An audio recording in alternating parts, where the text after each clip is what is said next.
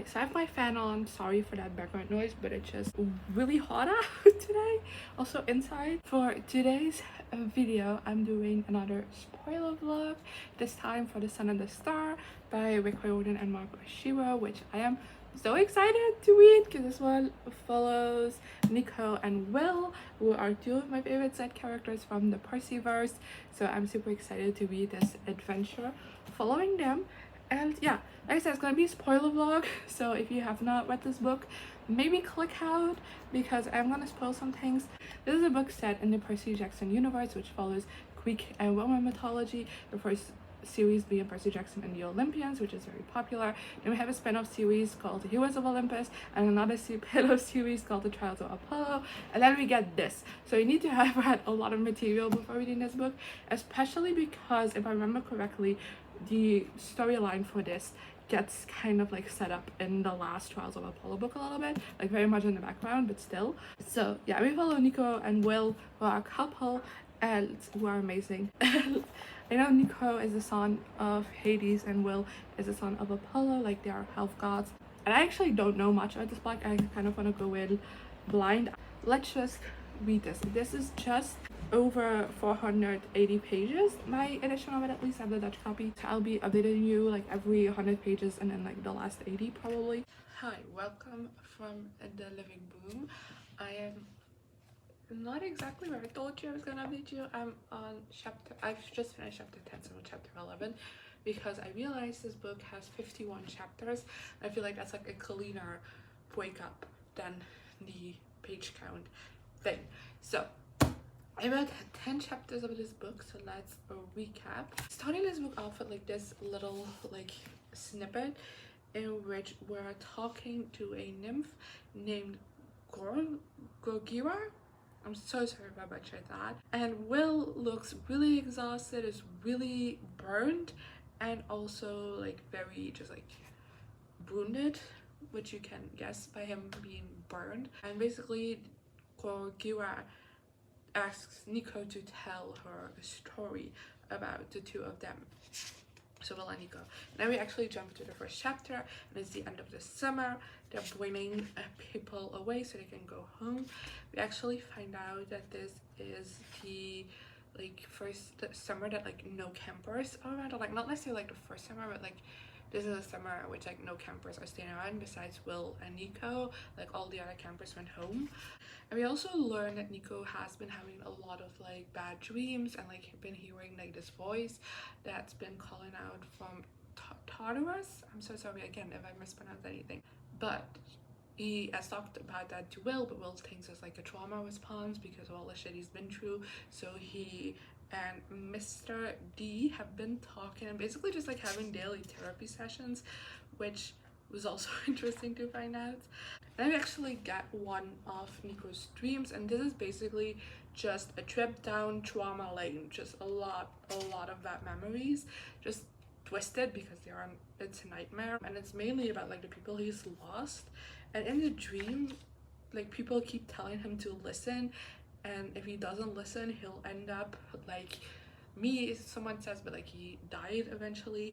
And also like in one of his dreams, like in a part of his dream, like the personification of like Percy, let's say, because it isn't actually a Percy, but like what Percy functions in a dream, tells again through Nico to listen, and that he has to go because they've made a mistake and he has to fix it. And then when he eventually like gets out of this bad dream, he's like first talking to Will, because Will kind of like will come up out of the dream, and then Chiron arrives, and then he brings Rachel with him, who has gotten a prophecy, and it's the same prophecies at the end of the Trials of Apollo, so we've known about this one. And I'm paraphrasing here because this is a Dutch copy, so I don't have the exact prophecy, but basically it's like, go and look for the person who has been calling for you, who is suffering and like far away from here, and says leave something behind of equal value or your body and soul won't return to this earth. Basically it's the prophecy, very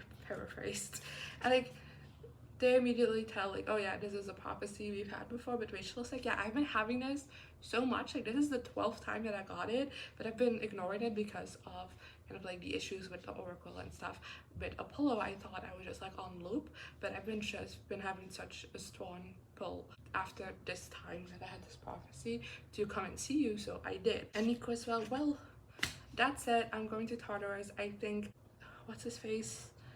I think Bob is in trouble because Bob was a titan that like was evil and lived in the underworld, and then like Percy pulled him in like something and made him forget his memories in like the first series. I don't remember the whole exact thing of events, but like they convinced him that his name was Bob and that Percy and Annabeth were like his friends.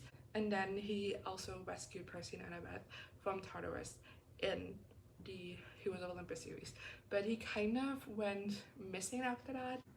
It was left behind because there was just so much going on and he kind of forgot about it. So Nico was also friends with Bob. It's kind of like, I'm like 99% sure it's about him, and I'm going down to Tartarus to rescue him.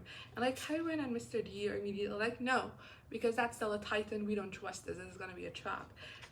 But Nico just keeps saying, I have to go, even if this like is a trap, I have to go check out what's going on. And there's also a lot of concern about leaving something behind of equal value. Eventually, after some arguing, Nico is allowed to go, and Will is like, I'm coming with you, otherwise we're not going. Which, you know, valid. And then we get another like one of these snippets, and here again it's just Korgira asking about the two of them and telling them a story in return of her help, basically is all we get from this little snippet. And then we have Nico and Will preparing to go to the underworld. They have to like take a train to the entrance, and they're just recalling memories and like talking to each other. While talking, something basically reminds Nico of Percy, and he was like, wait a second, we're gonna make a quick detour so we can talk to Percy, because Percy is in college in California, but they decide to go to Sally's house, so basically where Percy also lives if he's not in college, because he thinks it would be an easy way to communicate with Percy, and they can communicate with Percy and Annabeth. And he basically wants them to talk about their experiences in Tartarus to like help Will kind of be more chill about it, I guess. But both of them immediately like, no, don't do that, that's stupid. But when like Nico explains everything, they're like, oh, we understand why you have to go, but like it's not gonna be easy. And they basically just say like, the only thing that will help you is that you're with the two of you, because Tartarus just makes you think the worst of yourself. And what made us survive is being able to like talk to each other and like recount good memories and like talk each other up and stuff like that, so that will save your lives. And then we eventually arrive at Tartarus, at the underworld, like the entrance to the underworld. We have to take these steps, and there's this thing that happens where like they're still walking the steps, and Nico's like, oh, look at it, we have arrived at the river Styx. And Will is like, no, there was nothing around here. Like after like a little back and forth, Nico also sees like, no, there was nothing around here, what the fuck happened? And then they just like keep walking, and they just think it's like a weird glitch, and they just weren't there yet. And like Nico is just like randomly seeing things, and on the way like from the steps, Nico also keeps saying like, do you hear that? And like Will doesn't hear anything, and eventually they both like kind of like see the light and see like the river Styx, and then when they walk towards it, they end up in Central Park. And then they're really confused about what's happening, and before we can figure out anything, we get another snippet with Gorgira, except this one is longer. And in this one, Nico and Will are kind of like recounting like first memories of like when they first met, when they first became friends, stuff like that. And here and specifically they mention, if we tell you our story, will you give us a boat? So they can take that boat to Tartarus, which implies that they're still not there. And basically they've kind of already like traded some stories for the boat, and Will is still like recovering, and it's like, I want to keep talking about our memories because I know we need to leave, but remember what Percy and Annabeth said about how like we need to remind each other of what's going on. And Nico's like, but we're not in Tartarus yet. And Will is like, well, that's how I feel, and like no matter if we're not there, talking about this stuff is making me feel better, which is making me very very sus about what's going on right now. But yeah, then we get another chapter of them trying to go down the steps again and ending up in Central Park again at the end. But then we get a glimpse. Technically, it's a stolen third perspective, but mainly Nico's. But then we get a perspective from Will, and he is at the River Styx at this moment. And Nico jumps in, and Will is like, "What the fuck? Why are you doing that?" Because I've heard from Percy like his story of going in the River Styx, and that's not a good thing. And Nico keeps calling him like a burden, and like, "You should get in," or like, "Why are you holding me back?" Stuff like that. And Will's like, "What the fuck's going on?" And he's like, "Okay, I'll jump in too to like rescue him out of here." Like he's must have gone insane or something. And then when he gets in, Nico is already out, and again calling after him like, "Come on, what are you doing? You're holding me back. Get out of there," or stuff like that. And then that's the end. But I think because in the previous chapter as well, walking the steps, we talked a lot about how Will seems to be like really exhausted, and like Nico has to like keep reminding him of like, keep your eyes open and like stay awake, and like, you know, kind of talking to him to like keep him awake. I think they arrived in Central Park and like Will collapsed, and this is like a little like dream hallucination kind of deal he's having, because we did mention like we're in Central Park again before switching perspectives. So I don't know, but something odd is going on, and I'm very intrigued to keep reading. Hi, I read another 10 chapters of The Sun and the Star, so I thought I'd talk to you about this like last chunk that I read. We find out that actually there has been this demon that intercepted them, like the demon of nightmares, and later they referred to him as like a god of nightmares as well. So I don't know if he's a demon or a god, but he has been messing with them and basically like had them passed out and like dreaming that they were doing these endless steps for Nico, and then for Will it was like his situation with like the sticks and everything. And then while they're figuring it out, he manages to get them like in another dream, and Nico like dreams about when like he first found out that Bianca died. But like the whole scene is like kind of twisted a little bit, because he realizes very quickly on that it's this demon putting in this nightmare in his head, and he is like, "You can't manipulate me, I've been trying this for months, but like you can't do it anymore." And the demon was like, "Months? This is the first time I've done it." And then we also get Will's nightmare, which is him having Nico like very wounded in front of him and like trying to heal him, but it not working out. Like everyone around him like, "You're useless," and like, "Why can't you heal them? We're disappointed in you," and like shit like that. Which this is the second time we've gotten a dream from Will's perspective, and it both have had this reoccurring theme of him being called like useless and like, "What are you doing?" And I think that's very interesting because it gives like a very deep insight into like how Will feels, because like I feel like every time we see him he's like very sunshiny happy person, but like these dreams show that he does have like this very deep insecurity as well. And yeah, they get out of the nightmares, they fight the demon, great. But this demon also mentioned that he had to intercept them from someone named Mother, and they're very confused about who Mother is at this point. And then they end up going to, forgot what these creatures are called. I'm reading the Dutch copy so I can't give you the exact name, but these are like creatures living underground. They're obsessed with hats, and they showed up in the Trials of Apollo series, and their home got destroyed by Nico and Apollo and shit, and now Nico has kind of given them a new home underground in the underworld.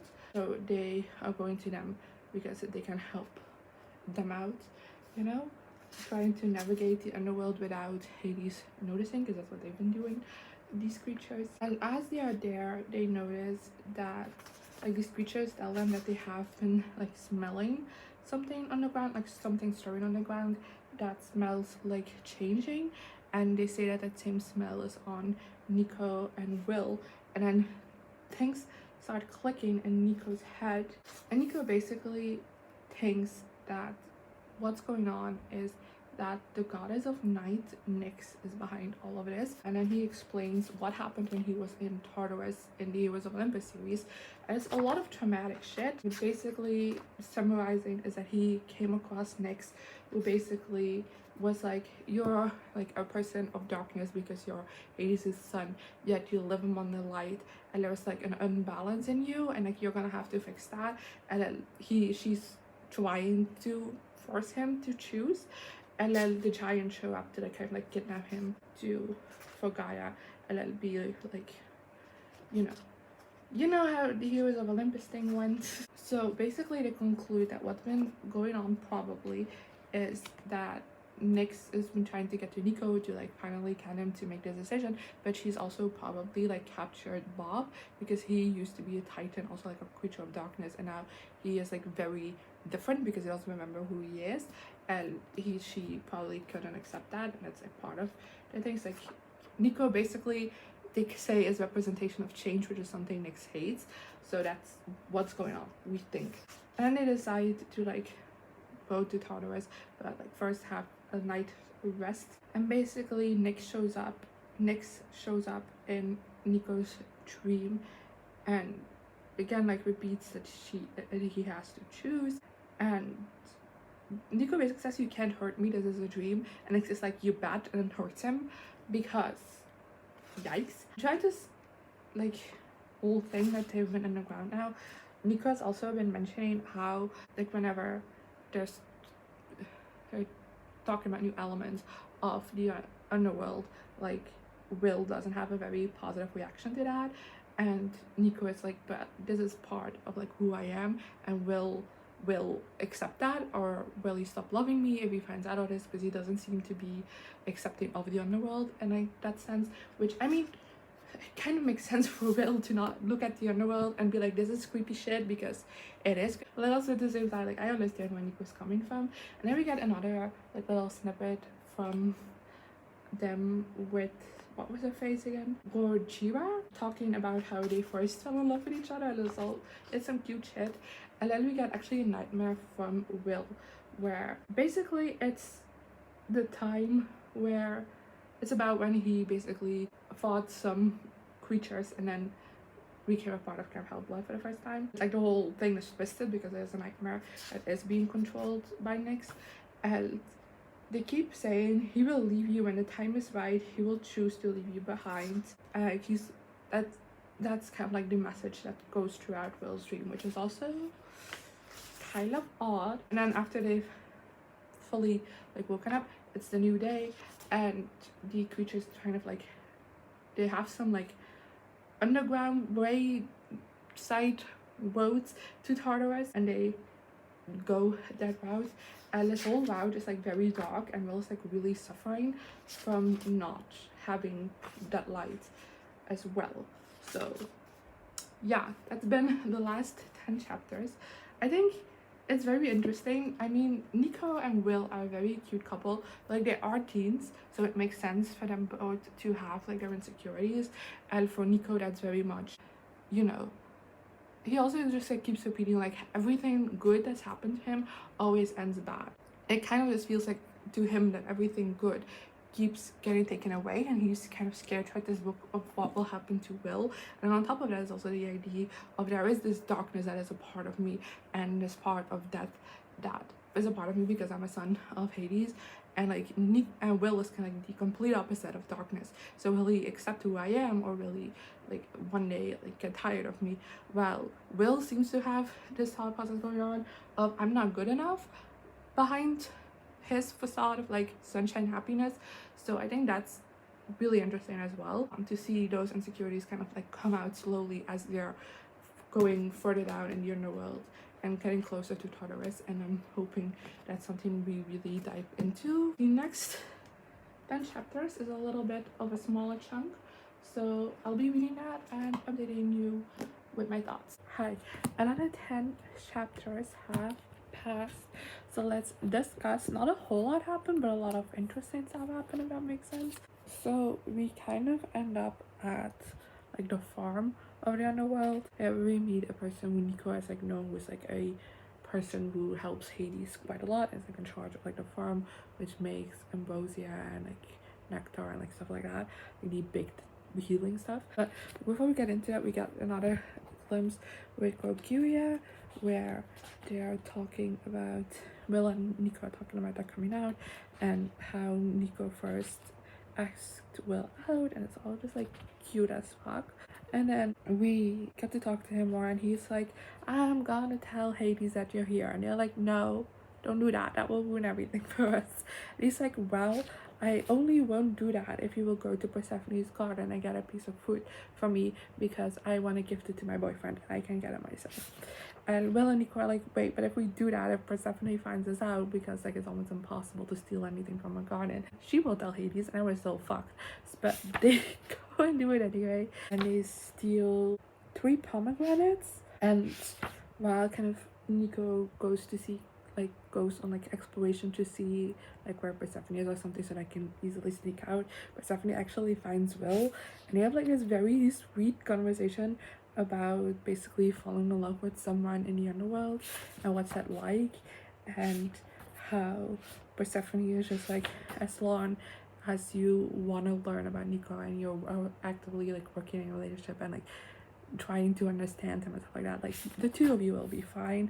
And it was so cute. And of course like Persephone like disappears before Nico shows up again, so, and like Persephone won't tell Hades anything, and they go with their food to the guy who runs the farms, and they continue their journey. Oh wait, and this guy also tells them that they have, like the people of the underworld also have been hearing Bob scream and like cry out for help, which is a big thing because like the people in the underworld constantly hear scream for help and they kind of like drown it out, but like it's impossible to drown Bob out because, you know, he's not dead, so it's a different kind of like noise. And he tells that one of the demons that works on him got in like an accident, like died, and then went to like Tartarus and like regenerated and like came back. And that demon told him that in one of these regenerating pods, basically Nyx is keeping Bob and basically forcing Bob to kind of like keep regenerating until he becomes like his titan self again, and Bob is constantly like, no, I'm gonna stay Bob. So that's part of what's going on. When we get back to Gorgira, and they tell the story of their first kiss, and they have like this very beautiful moment as well. And then Gregor is like, okay, you've told me enough, here's the boat. And then we go back to like the main story, and the journey to Tartarus continues until, and they have like a fight with like a dragon type creature. It's a bit different, and that's how Will gets so wounded and like a little bit burned. And then they come across this river called the River of like Pain, and their guides are like, you have to cross this if you want to enter Tartarus. And it's like, it's impossible to do that though, unless you go talk with this woman and she might give you a way out. So they go talk to this woman, and she is Gorgiro, obviously, and they have like a little conversation, and it's basically like, hey, if you want a boat to cross this, tell me a story. And basically we skip until like after the little previews we've gotten, and we are told now that Will and Nico kind of like gave each other's like pieces for themselves in a way after the battle at the end of the Trials of Apollo. And basically Will got like this coin made with on one side like the tattoo that he has on his chest of like a sun, and on the back is the helmet of Hades to kind of like represent both of them on like one side of each coin. And like he gifted that coin to Nico to kind of like remind him that Will is always there for him. And then Nico gave his wing to Will. It's kind of like the same sentiment, and I just thought it was like cute as fuck. And yeah, where I've left off, they are in a boat on the river, and they're constantly like shouting at them like, you're a murderer, you did bad things, and like having all these bad memories in their heads. And Nico like keeps trying to get Will to like ignore those things, and that's the only way they're gonna get across. So yeah, that's where I left off. I'll be reading another 10 chapters, and then I'm like 10 chapters removed from the end. So next time I'm gonna see you, we're gonna be in the thick of it. This is gonna be a quick update because I was right, I'm in the thick of it. But these last 10 chapters, actually not a whole lot happens. It mainly is Will and Nico trekking to Tartarus and like them constantly snapping at each other because, you know, the fear and hatred of Tartarus is getting to them, and them making up, making sure like, hey, we love each other, we have this in the bag, we can do this. We also find a little Bob who is Bob's cat, and he has been leading the way, which is fun. It's been a very long journey though, and they've battled some creatures that had a lot going on, and like Will is extremely weak at this point, which makes sense. So there's some concern there, and like they're constantly taking care of each other, and it's like really sweet. And now where I've left off, basically they have entered like the path of Nyx, and Will can see it. But Nico can see it, Will can't, which is concerning. But then when they arrive in like the garden of Nyx's palace, Will can see everything, and they find like the little cocoon Bob is encaptured in. And Bob like says, I didn't know if you heard me when I called for you. And Nico was like, well, the prophecy kind of like helped, you know, that put fear into me. And Mom was like, what prophecy? But they tried to get him out. First Nico with a sword, which doesn't work, and then Will like his magic singing powers, and that doesn't work. And then Bob is like, you have to, both of you have to do this. And then Will sings, Nico pokes, and it works, and Bob is free. But he also says like, hurry, they are coming, which has him confused, because it's not just Nyx, basically is what they say. Like I said, they get Bob out, Nyx is there, and like has like these big wings, and like pulls her wings down, and you can see like a very big army of monsters behind her. And that's where I left off. So I'll see you later. I'm gonna read the rest of this because I need to know what's gonna happen next. Hi, I have finished The Sun and the Star by Riordan and Oshiro, so I thought I'd give you my thoughts on the last little bit, and then like of course my overall review for this book.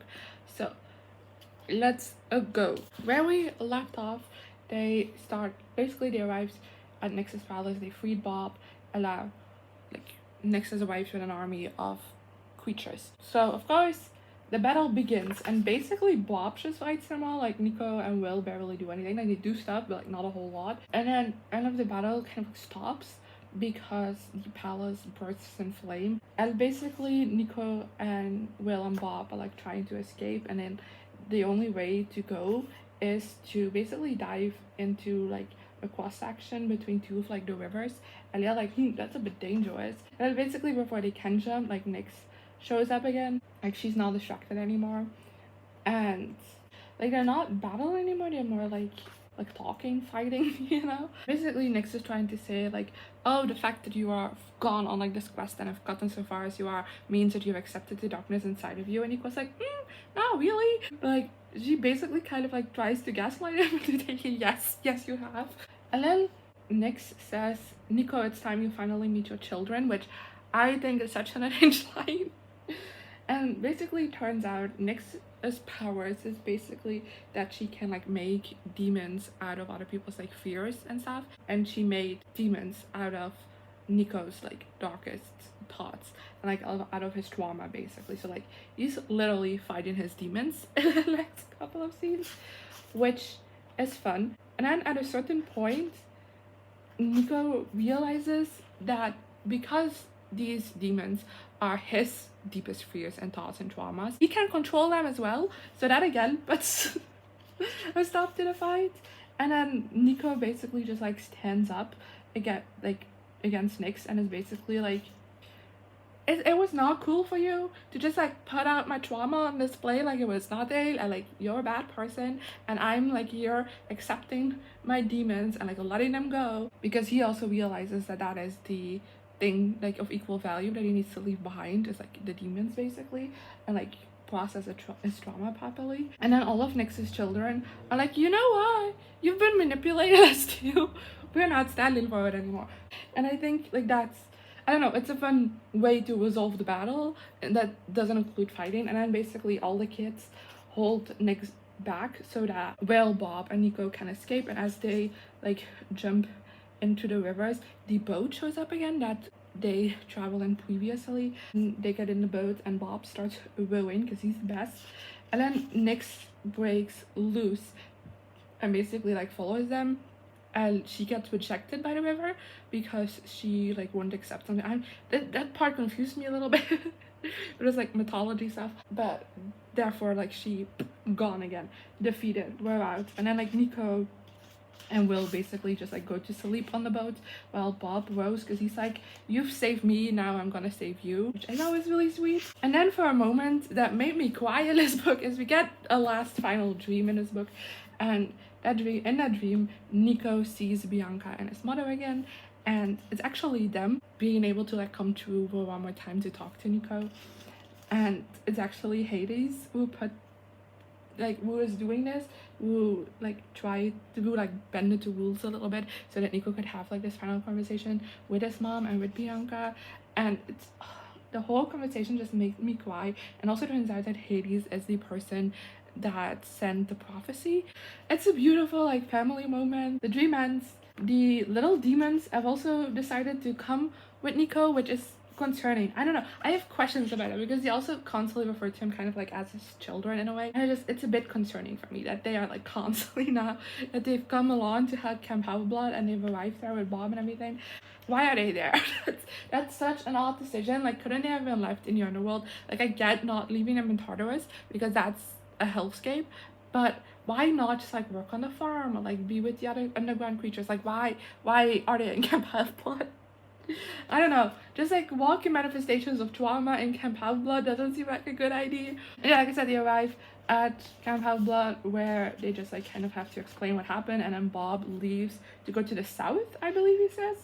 Oh no, to the west. But if it's west of the US, if I'm not wrong, California is also in the west of the US. And the next Percy book will be taking place in California, so I'm curious if we're gonna see like a Bob appearance in that. But yeah, Will and Nico basically explain everything that happened to Mr. D and Kaiwan, and then they are like having the conversation, and like Nico all of a sudden remembers that he has to do something, and he tells Will like, I have to do something, but will you see me like afterwards and like in your place? And turns out that the thing that Nico has to do, and I think this is so sweet, he sends an iris message to Piper, and Nico just kind of like apologizes to her for like kind of shutting her out after Jason died, and like he says like we both went through like the same grief and the same trauma, and I just shut you out instead of like talking to you and like grieving together with you. And they promise to, and he promises her to like call more and to just be a better friend because he feels like he's really like his friendship with Piper because of Jason's death. And I started crying because it's just such a beautiful moment. And Piper is dating a girl named Shell, and they seem very happy, and I'm yay. Piper deserves a happy ending as well. And then Nico goes to talk to Will, and they have like a pretty beautiful moment towards the ending to wrap things up beautifully, and that's the book. And yeah, and I'm giving this 4 stars. I didn't absolutely love it, but I do think this was a really good book. I had a really fun time with it, and I also think it did a great job at kind of like discussing its more serious topics in this book as well, because this book basically is just Nico getting over his trauma and like dealing with his trauma. Getting over is like a strong word, but like dealing with his trauma and like literally facing his demons for the first time, and just like realizing that he deserves a happier life and he's not just darkness, there's also light in him, and all of that was just so well done. And I really liked I think this book did a great job at kind of like having those serious topics well discussed, but also keeping like a lighter tone and like it still being a fun read. And then Nico and Will are just like such a cute couple, and I love following them. And because they've mainly been in the background in other books, I love just getting to see from their perspective and to read about like their insecurities and like the depths of their relationship and see them work it out. And it just, yeah, I love it. I can't fully explain why this wasn't a 5-star for me. It didn't feel like one, but it is a very high 4-star. Yeah, really enjoyed this, and now I'm very excited to read Percy's book that's coming out in September. But yeah, let me know in the comments what you thought of this book. I'd love to discuss it with all of you, and hopefully I'll see you around next time. Here I am again, the same old situation. Why does the God thing have to be so complicated? I should've played